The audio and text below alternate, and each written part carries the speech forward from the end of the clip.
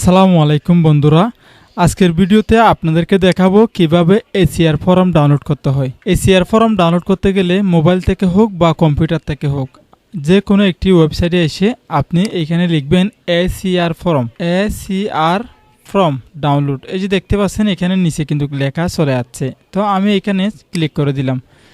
ACR form ডাউনলোডে click করার পর এখানে আপনি দেখতে পাচ্ছেন বার্ষিক গোপনীয় আবেদন এসিআর নতুন ফর্ম।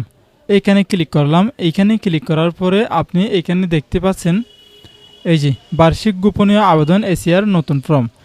এই ফর্ম থেকে এখানে বেশ কিছু ফর্ম আছে, যে আগের যে গ্রেডের ফর্মগুলো ছিল সেগুলো সহ এখানে দেওয়া আছে।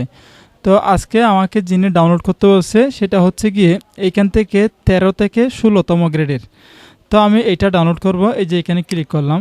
ক্লিক করার পরে অলরেডি এটা এই যে এখানে ক্লিক করছি। ক্লিক করার সাথে সাথে কিন্তু এটা ডাউনলোড হয়ে গেছে।